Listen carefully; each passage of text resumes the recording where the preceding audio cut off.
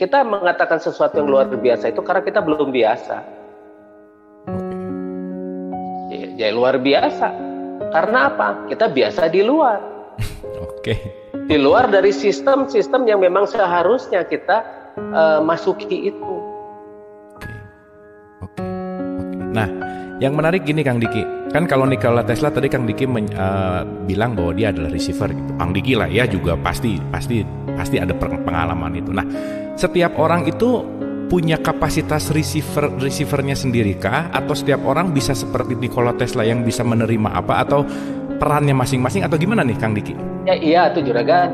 Nah, semua orang itu punya kapasitas itu. Oke. Tapi ditutupi ketika manusia itu sudah dijadikan orang lain, tidak jadi dirinya sendiri. Oke. Sejak kecil kan kita diajarkan untuk menjadi orang lain kan. Cita-cita kamu apa? Kamu sebaiknya jangan bercita-cita itu. Kamu harusnya begini, kamu harusnya begitu dan sebagainya. Tidak disuruh anak itu melihat ke dalam dirinya sendiri. Oke. Nah, makanya waktu itu saya punya sekolah namanya Prodigi. Iya. Prodigi Ampun diceritain sedikit Kang tentang Prodigi itu menarik Kang, Mangga Kang. Nah itu Prodigi itu gurunya itu namanya profiler. Jadi dia itu bukan guru tapi profiler. Si profiler itu harus masuk pada anak itu. Dia harus bisa merasakan apa yang dirasakan oleh anak itu. Dia harus jadi anak itu ketika waktu itu. Jadi ketika seorang profiler itu sudah mulai bersama anak-anak itu, dia akan jadi anak itu. Jadi dia akan merasakan apa yang dirasakan oleh anak itu, yang dipikirkan oleh anak itu dan sebagainya. Nah, di sana itu satu anak ya satu kurikulum. Seharusnya satu anak itu tidak boleh diseragamkan. Karena wajah juga beda, karakter juga beda. Tidak ada yang bisa disamakan. Tidak ada yang bisa diseragamkan. Iya, sekarang lihat harmonisasi sebuah musik. Ada tidak yang seragam? Nah, ketika ketidakseragaman itu mulai menyatu, jadi harmoni musik yang luar biasa ya. Yes. Iya. Lihat itu yang namanya drum, lihat itu yang namanya melodi, lihat itu yang namanya bass, lihat itu yang namanya keyboard dan sebagainya. Dan lihat yang namanya vokal. Tapi kenapa ketika ada suatu konser kita selalu terfokus pada vokalnya? Coba deh fokus kita itu keseluruhan pada musiknya. Jangan pada si penyanyinya dulu. Soalnya vokalis biasanya paling kasep kan? Iya. Oh, nggak usah nyebut-nyebut saya ya. Terima kasih. Saya mah tidak butuh pujian, mohon maaf. Oke. Nah, jadi ketika si vokalis, kenapa kita fokusnya pada vokalis? Coba ketika sebuah konser itu ada, pejamkan mata kita. Gabungkan semuanya, mulai dari vokal, mulai dari orkestranya, mulai dari drumnya, mulai dari semua harmonisasi yang adanya. Nah, seraplah semua. Karena itu semua ada bagiannya masing-masing. Musik yang bagus, misal vokal tidak ada, bisa diganti pakai instrumen lain. Jadi musik instrumental itu namanya kan, tanpa vokal. Tapi vokal juga bisa membuat yang namanya akapela. Jadi suatu musik yang muncul dari vokal dari tiap manusia. Bass digantikan oleh suara vokal, drum digantikan oleh suara vokal, yang namanya keyboard juga digantikan oleh suara vokal, termasuk yang namanya melodi. Inilah harmonisasi. Nah, ketika Prodigi itu dimunculkan, waktu itu saya munculkan. Kenapa satu anak satu kurikulum? Karena tiap anak itu unik. Tiap manusia itu unik. Kenapa harus diseragamkan coba? Padahal dari keunikan-keunikan itulah mereka akan bekerja sama lalu membangun sesuatu yang luar biasa. Nah, inilah profiling. Jadi sekolah kita itu dari semesta. Kita belajar dari diri dan semesta. Sekali lagi, belajar dari diri dan semesta. Jadi guru yang paling baik adalah ketika kita sudah mulai mengetahui diri kita itu siapa. Dan ketika kita sudah mengetahui diri kita itu siapa, kita akan berguru pada semua yang seharusnya menjadi guru kita. Ya semesta, ya diri kita. Ini namanya bukan egois. Ini namanya adalah blending. Oke. Nah, ketika kita sudah blending, ketika kita sudah bermanunggal, ketika kita sudah menyatu dengan semuanya, di sanalah ilmu itu akan memasuki secara khas kepada setiap manusia. Oke. Nah, inilah yang dihilangkan ya. Sekali lagi, ini dihilangkan. Ya? Iya. Oke. Mungkin jadi bukan menghilang. Bukan yang dihilangkan ya. Oke, Kang. Ini menarik, Kang. Ini menarik, Kang. Gini, Kang. Kalau boleh saya sebut bahwa ketika sekarang kita masuk dalam sistem, itulah yang dihilangkan gitu. Kalau kita balik ke Matrix, Kang, Neo itu kan keluar dari sistem untuk dia menemukan dirinya gitu. Itu poin penting. Nah, sekarang gini, Kang. Kalau kita sekarang sudah terjebak dalam sistem, let's say kalau kita berbicara sekarang mau belajar peka terhadap alam. Misalkan kalau orang yang sehari-hari misalnya di gunung atau berkaitan sama pertanian atau berkaitan sama ini simple pertanyaan yang mungkin bisa panjang gitu ya, bisa nanti dijelaskan detail gitu. Nah, itu kan mungkin akan lebih mudah untuk mereka bisa masuk ke pengenalan karena dengan dia banyak berinteraksi dengan tanaman, tumbuhan gitu ya, dengan alam gitu. Nah, sementara ketika let's say di kota-kota metropolis di Jakarta dengan kesibukan bekerja di Jakarta atau di mana lah gitu, Kang, itu yang jauh sekali dengan alam. Nah, gimana tuh, Kang, supaya ada balancing antara si yang di kan kalau yang di gunung atau yang di apa mungkin akan lebih mudah mungkin gitu ya, tetapi bagi orang-orang yang di kota gitu let's say, gimana tuh dia bisa melakukan blending tadi atau synchronizing dengan semestanya itu gimana kira-kira, Kang Diki? Nah, ini dia. Jadi orang-orang itu banyak yang menganggap alam itu pepohonan dan sebagainya. Padahal yang namanya gedung juga itu alam. Oke, Kang. Gedung, mobil dan sebagainya, kota ini adalah alam. Alam. Bukan yang nyanyi Mbah Dukun. Oke. Dan kita harus tahu si Mr. Smith-nya itu yang ngejar-ngejar Neo-nya itu. Kita harus tahu bahwa di balik itu ada otak yang menghendaki kita itu harus bisa dikendalikannya itu. Makanya mereka itu harus masuk ke sebuah Zion kan, di Matrix itu kan. Ada sebuah Zion atau suatu tempat yang benar-benar kita harus netral di sana, tempat-tempat yang benar-benar aman. Nah, Zionnya itulah yang harus kita cari, dan Zion itu di mana? Di dalam diri kita. Oke. Nah, ketika kita sudah memasuki Zion itu atau tempat yang dianggap aman itu, di sanalah kita akan menemukan bahwa dimanapun kita berada, di sanalah kita netral dan di sanalah kita akan bersatu dengan alam. Memang gedung ini bukan alam. Gedung ini alam, tempat kita tinggal. Gedung tempat kita tinggal itu adalah yang kita bangun kan ya. Disesuaikan dengan apa yang kita butuhkan. Tapi ingat, yang kita tinggal itu adalah yang kosongnya ya. Iya, betul. Iya. Jadi bukan yang isinya yang kita tinggali itu. Karena kita tidak tinggal di dalam tembok. Kita tinggal di dalam suatu lingkungan yang ditutupi oleh tembok-tembok. Kita ditinggal di yang kosongnya. Ruangan-ruangan itu kan ya. Nah, ruangan itu kita isi dengan apa, sehingga kita akan bisa menjadi merasa nyaman di sana. Nah, inilah alam. Dan kita akan selalu bersatu dengan alam dalam bentuk apapun. Bisa dalam bentuk gedung, jalan, segala macam hiruk pikuk dan sebagainya. Bisa dalam bentuk pohon, batu, gunung dan sebagainya yang sejuk-sejuk itu. Akhirnya kita membuat artificial kesejukan yang pakai AC gitu kan, air conditioner dan sebagainya. Tapi itulah alam. Karena gedung pun dibuat bahannya dari mana? Alam kan ya? Alam yang dirubah bentuknya sehingga membentuk gedung-gedung tinggi, pencakar-cakar langit. Kemudian aspal dibuat dari mana? Maksudnya bahannya dari mana? Nah, itu kan dari alam juga. Alam yang sudah dibentuk jadi gedung dan sebagainya, itulah yang sekarang harus kita beradaptasi dengannya. Kita memprofiling diri kita seperti itu. Jadi tenang saja, kita masih hidup di alam kok. Coba alamnya sudah kita modifikasi aja. Memang pintu terbuat dari baja, nah baja dari mana? Alam Jadi juga kan. jadi semuanya sebetulnya ini juga saya di kamar ini, Kang Diki di rumah gitu, semua juga kanan kiri sebetulnya kalau kita bisa blending juga alam sebetulnya, Kang Diki. Oke. Alam ya. Itu mic di depan bahannya apa? Oke. Ya, barang-barang elektronik itu bahannya dari mana? Oke. Iya, baterai, lithium dan sebagainya bahannya dari mana? Oke. Semuanya alam. Oke. Mungkin ini kalau dikatakan bahwa alam semesta tuh membantu kita, menyokong kita, ini semua juga alam di depan kita. Ini semua komputer.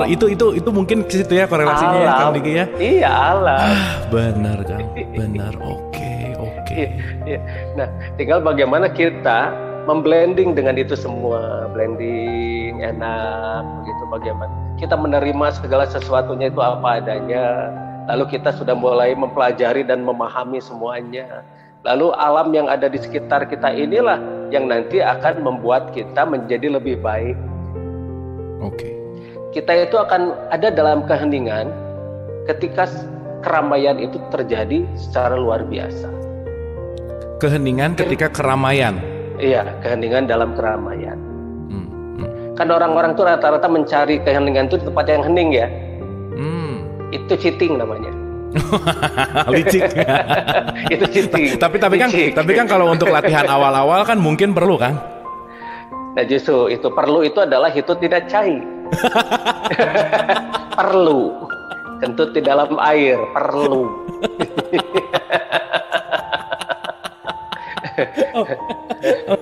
Oke, gimana ya? Ini sebenarnya Kang cheatingnya bener juga ya. Kalau misalnya dia mampu hening di dalam situasi hening, ya justru tantangannya di mana situasinya lagi hiruk pikuk dia tetap mampu hening. Nah, boleh dielaborasi Kang Diki, silakan. Ya, begini, karena kalau misalnya kita ingin hening di suatu tempat yang hening, kemajuannya itu lama. Oke. Lama, sok lihat orang-orang bermeditasi kan lama ya. Coba kalau misalnya dalam kondisi ekstrim, kemajuan itu akan cepat. Ya satu contoh lah misalnya ya, kita disuruh dorong mobil. Misalnya suruh dorong mobil-mobilan, dengan mobil beneran lebih cepat kuat mana? Ya kalau misalnya kita belajar meditasi di tempat yang sangat hening, dibantu musik relaksasi dan sebagainya, itu sama dengan kita dorong mobil bom-bom kar begitu.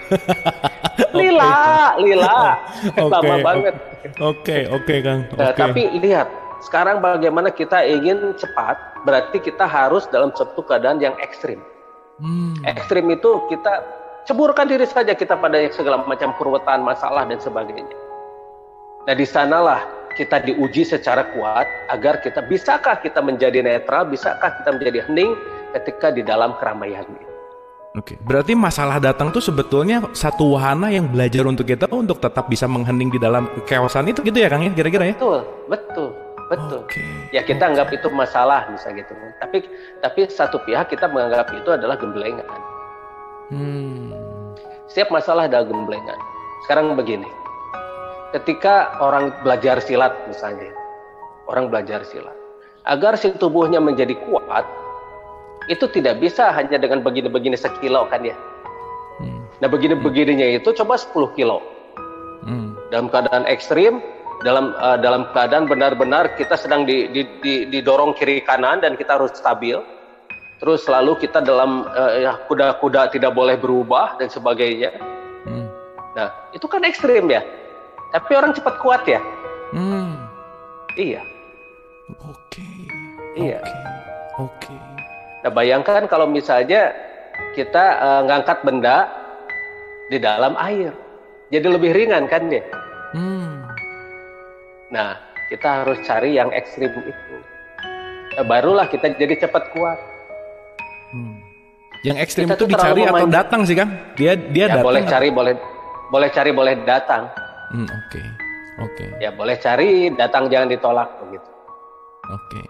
Nah, tinggal bagaimana kita sekarang memblending dengannya. Itu yang penting, blending. Oke. Atau kita bisa memasuki itu secara prinsip air. Air itu kan mudah menyesuaikan diri, tapi punya kekuatan luar biasa. Sedangkan di tubuh kita itu sebagian besar adalah air. Kenapa kita tidak menggunakan filosofi air ini ketika di dalam hidup? kita tidak belajar pada diri. Oke. Tekanan air itu luar biasa loh kalau misalnya ketika dipampatkan. Tapi apakah air itu akan rusak ketika di dalam suatu ruangan yang semakin lama semakin menekannya? Malah semakin ditekan, air itu kan semakin melawan ya. Oke. Iya. Nah itulah air. Kenapa kita tidak belajar dari air? Manusia itu tidak akan rusak oleh masalah yang segimana berat pun. Itu hanya selera saja. Sebetulnya tiap masalah itu pasti ada jawabannya. Hanya mungkin bagaimana kreativitas orang tersebut ketika dia menghadapinya. Oke, kembali ke air Kang, saya juga baca di rundown bahwa profiling itu air dan api gitu ya. Nanti di profiling ada praktek. Nah, mungkin Kang Diki boleh agak lebih diluaskan lagi makna tentang air Kang Diki, karena kan betul 70-80% di dalam diri kita adalah air. Apa yang perlu kita pekakan atau ikro atau baca tentang air itu Kang? Mangga. Ya, pertama sebelum kita ke air, nanti di profiling itu saya bantu dulu ininya. Si orang itu kan ada suatu titik yang memang harus dibantu dulu untuk mempercepat. Yang namanya titik pituitari di sini di otak. Nanti saya bantu dulu itu agar menjadi lebih aktif untuk membantu bagaimana kita bisa menjadi blending lebih baik lagi dengan pertama itu frekuensi. Frekuensi dari semesta itu sendiri. Nanti kita akan bisa merasakan gelombang elektromagnetik dari semesta, dan kita bisa merasakan gelombang-gelombang semesta pada kita dan sebagainya. Setelah itu baru ke tahapan selanjutnya kita berkomunikasi dengan semestanya itu sendiri. Biasanya kalau di basic kita mencoba untuk berkomunikasi misal dengan awan, dengan angin, kemudian dengan gelombang magnetik yang ada di udara dan sebagainya. Lalu malamnya biasanya kita merendamkan diri di air, lembangkan dingin ya. Tapi ketika kita berkomunikasi dengan air, nanti air itu tidak akan terasa dingin. Meskipun kita berendam di dalam suhu yang sangat dingin seperti itu tidak akan terasa. Nah setelah itu baru kita berbicara tentang awal terjadinya semesta. Jadi nanti akan saya ceritakan bagaimana sih awal terjadinya semesta ini. Bagaimana sih ketika yang namanya tidak ada itu belum ada. Tidak ada itu belum ada. Iya. Bahasanya juga udah liar kan, tidak ada ya. Kan mending liar daripada minder. Dan balik lagi ini mah memang harus dialami gitu ya kayaknya, nggak bisa diceritain. Jadi tadi harus bersaksi. Alright, bersaksi, yes. Kang, itu kunci banget tuh. Kang. Oke, jadi tadi frekuensi ke air, boleh dilanjut Kang, Mangga? Ya boleh, sebentar minum dulu. Mang. Teman-teman ibu dan bapak yang jangan lupa juga minum ya. karena ini nyetrum nih, ini pasti nyetrum nih, bahasannya nyetrum nih. Bukan apa-apa, ngacablak teh haus, karena disinilah saya yang ngacablaknya. Oke. Nah, begini. Tadi sampai mana? Sampai frekuensi nanti akan si frekuensi itu, terus nanti kita ke air. Ya, silakan. Iya. Nah, lalu saya menjelaskan tentang bagaimana proses terjadinya. Bagaimana itu semesta awalnya itu proses dari awal, mulai dari awal banget. Jadi nanti itu ini yang sensitif loh. Karena ini tidak dibahas dimanapun. Nah dari kesaksian-kesaksian itu nanti lama-lama kita akan mulai memahami. Sepertinya suara saya ada delay ya. Oh bentar Kang, ini mulai agak turun sedikit pun dan sebentar. Oke, silakan Kang. Delay, ya. Nah ini juga masih sebetulnya, tapi nggak apa-apa. Nah udah nggak ada, ya asik, enak. Udah nggak ada delay. Soalnya kalau nggak ada delay itu saya merasa seperti mendengar suara sendiri. Nah, Sorry. Kok suara Kang Abunya tidak ada ya?